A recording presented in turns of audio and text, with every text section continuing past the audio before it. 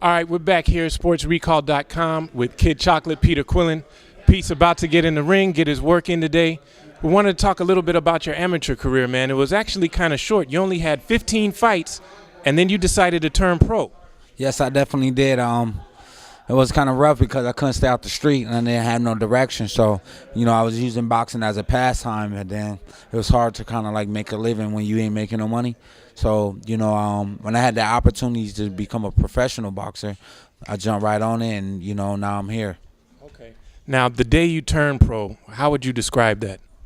Well, I remember another fighter was working in the gym. I remember Emmanuel Stewart being there, and he told me if I ever had somebody hurt that, what I have to do is, jump right on them. And I remember in my pro debut, which was in June 9th, I think, 2005, I had got the guy hurt, and I got him right out of there. So it was like I took that advice that Emmanuel Stewart gave me. Now I'm fighting his fighter now. Legendary advice, but it might come back to get him. Yes, sir. If I see somebody hurt, I take that advice all the time. Right, and that's something your trainer, Eric Brown, my main man. What's up, E? Always tells you land that shot, you got to follow it up. Yeah, he told me don't play and don't pose and don't, don't let them get it back. And I think that's the most important part, is having somebody in your corner that you actually trust and got some history. Because, you come across a lot of people and they have their own motives to doing something. But he got a love for boxing in his heart. And when he give you advice, he giving you advice as saying, let's work together to figure it out. Right. Now, first professional fight was 2005. You're progressing through. Eventually, you get to a point where you're fighting for the belt. What was it like when you heard them not just say your name in the ring as the winner, because you haven't lost as a pro, but say your name as world champion, Peter Quillin? I cried because, I always worked so hard to get to that point in my life, to be able to accomplish something as great as becoming a world champion that, it felt like my hard work has paid off at that moment. And now we looking to go up different levels in our lives now. What's the craziest place you ever took your belt when you first got it? I think to my... Because I know I ever get my hands middleweight, any kind of belt, belt down at Macy's, I'm taking it everywhere. Well, I think the craziest place I took it, I wore it. But my friend used to own a club called Veranda in New York City, and I had it on. And, it was the first time he ever got to see me with the belt. He said, man, you ain't bring the belt? And I, popped it open, waiting at the door. And I was like, yo, you know what I'm saying? But I just did it for him at that moment. But, I used that belt for majority just to inspire people. I brought it to a lot of schools, a lot of after-school programs, juvenile detention centers and stuff. So it's like I kind of use the belt for that kind of marketing purposes, not so much of I need to get in this club, y'all gonna let me in, I'm the champ. Got it. But like you said, talking to the kids and reaching out, that seems to be something real important to you, and you take time to share that message with them. Yeah, because if I didn't do that, then I'd be leading the youth into darkness, because they get a perspective of me with gold chains on, nice eyewear, nice clothes, and I'm just this untouchable hero that they have. And I want them to perceive me as somebody they can touch, actually, and then let them know that if you ever had dreams in life, you can acquire them too if you put your hard work. Not many people is willing to put their hard work behind their dreams. So the first part of your dreams is actually believing in them, and then putting the hard work, and only good things can come out. Got you. Now, no losses on your records, but some of your fights obviously been tougher than others. Who would you say gave you the biggest test in the ring so far? Man, I think myself.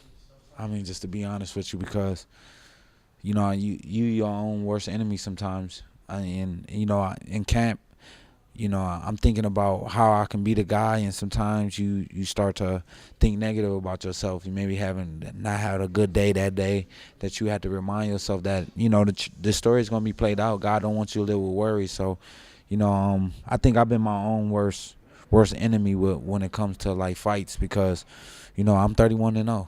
22 knockouts, and I didn't beat some of the best people that's out there in boxing. You know what I'm saying? So, as far as that, I already proved that I can fight already with 31 fights and being good at my job for more than 10 years. I've been pro since 2005, and now it's 15 years, undefeated. You know what I'm saying? Good at your job, and where I'm from, I don't know nobody have a jab past 6 months. You know what I'm saying? So, But now it's just staying focused. yeah, that's that focus. I learned it's two different type of focuses. It's that straightforward focus, and then the whole picture focus. You have to have that straightforward to get the whole picture. You got to have that whole picture of what the whole plan is. You know what I mean? But to get there, you got to have that straight focus to get to there. Obviously, everything you've been through, you must have seen this. I mean, was there ever a time where you really thought that you might not make it? I thought I wasn't gonna make it to C25. You know, to be honest with you, coming from where I come from, Grand Rapids, Michigan. It was rough growing up, and I just never it was never in me to really want to give up. So I always felt like somebody challenged my life, I will be willing to fight to my last breath for it. So, I'm just glad that God took me on a different route and actually now got me in a place where it's just like I got a lot to live for, and I'm gonna cherish these days that I get to live and inspire as much people as I can while I'm doing it. Now, how you from Grand Rapids, Michigan, you got Eric from Detroit, Michigan, two Michigan guys end up in LA together?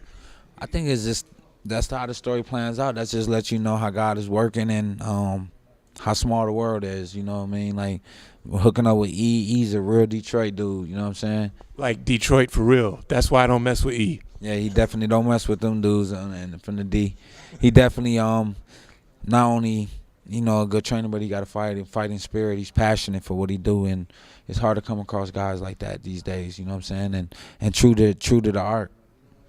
Now, we got a couple questions for you off social media. Our little Twitter account there at Sports Recall. We know you're active on Twitter, different platforms as well. The first question we got is from Jeremy, Denver, Colorado. Shout out to Jeremy. He says, does the idea of losing scare you or motivate you? I think the idea of losing can play a lot of different things. You could start thinking about negative and positive things out of losing. You know what I mean? I think I'm not in control of that. I think how I look forward is like I can't live with worries. So how I eliminate that by just coming in here, doing my best. I think doing your best is always good enough, but doing least of your best is never good enough. So, as far as me wanting to be, you can win all the time so much that, how would I be able to give encouraging advice to somebody that lost? I wouldn't know how to do that. So I just look at it like I'm fortunate to be the winner that I am, and if this is what journey God has took me on, then I'm gonna learn how to deal with this part of my journey and just worry about that. Right. Okay. Next, we got Eddie right here in LA. Marina Del Rey wants to know, what do you do? What do you eat before a fight? How do you get your diet right to make sure your body's right? I don't eat no food that I enjoy while I'm in camp. Everything is supposed to be fuel for my engine. So I just eat raw spinach, raw broccoli. I eat whatever it's going to take to make sure I make that weight. And for me, I'm working with a dietitian. We call him Dr. Mac. And he had me on an excellent diet program where it's just like yams, baked yams, almond butter, raw, like I said, raw spinach, lots of fish, some beef. I'm just very thankful I got a big, hard-working team behind me. But, I don't really enjoy nothing until after the fight. Okay. And then this next question. I haven't been with my wife in a long, long time, if you know what I'm talking about. Can't wait to get in the ring and get this over with, huh? Of course I can't. Maybe I make a little brother, a little brother or a little sister for my son now. Hey, it looks like there's a whole nother one-on-one going down after this fight goes down. Yes, sir. Yes, me and her. Nobody else. Won't have nobody else. Sorry, E. Nobody in the corner for that one. No, of course. We don't need no refs, no nothing. You know what I'm saying? Just me and her. Got it. Now, the last question, I can't say it came from one person because it came from more than one people. We got a few fight fans following Sports Recall, and they know about you, but they also want to know, are you ever going to get in the ring, or do you see, you obviously a man of faith. Do you see in the big picture sometime you and Triple G getting in the ring? Well, I've been in the ring with him sparring, but why not?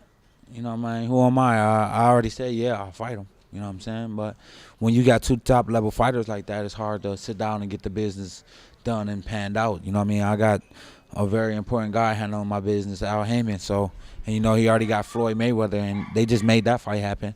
The fight is worth a lot of money. So, for me, I didn't come in the game to pick and choose and say who I'm scared to fight. I'm not scared of nobody. I fear no man but God. So, If it's a fight that, could ever be happening, why not? You know what I'm saying? Like I said, especially when I'm going to get paid for it. Well, there it is. So we're just going to go through one last section. We got Peter Quillin for the rapid fire section. We're just going to go through some of your favorites, Peter. Run them off as fast as you can. Favorite car? My Corvette. Man likes to go fast. Yes, I do. I love to go real fast. Look good doing it in the vet. Well, I look good, period. There it is. Favorite type of food? When you're not training, what's the first place you're going to try to go eat after the fight? At my house with my dad cooking the best Cuban food that I can eat. Okay. A little ropa vieja? A little bit of congri, black beans and rice. There we go. Favorite song? My favorite song is, right now, Nina Simone. Okay, we're going old school. Yeah, I love old school. I like Bobby Womack. I just learned that Bobby Womack had Sam Cooke's old lady at a time, you know what I mean? I like the Spinners. I love everybody. It's old school. Okay, definitely. Got some of that soul from Michigan coming through. Of course, you're going to hear something today. Got it. Favorite athlete other than yourself? I want to say Kevin Durant. Favorite boxer other than yourself? Sugar Ray Robinson. Favorite holiday or favorite time of year? Every day is my favorite day. Every day is a celebration? Every day is the day to live. And you know that's the truth. You even got me on that one. All right. Favorite, I know you don't watch much TV, but, what's the favorite thing you do watch on TV? Discovery Channel or National Geographic Living Wild. Okay. Seeing what the animals is doing out there. You can be on safari in your living room. No, I'm an animal already, so it's like I'm on my own safari. Got it. Stalking them, peeping them from the couch. Yep, that's the only way we going to eat. There you go. And then last but not least, favorite piece of advice or a favorite like a motto or a saying you got? Yeah. Don't ever be scared to dream, because that's the first part of success. It's not being able to be afraid of anything. And the first part of everybody have to realize is, like, if you're afraid to dream, you'll never accomplish your goals. Wise words from a world champion, Peter Quillin.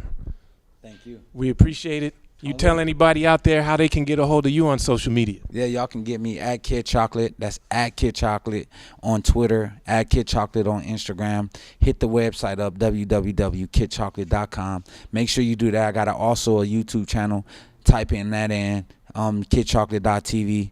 I own that because I bought it. But I want to let y'all know I'm really witty with the words. I appreciate y'all watching this right now, because it's a blessing to be here.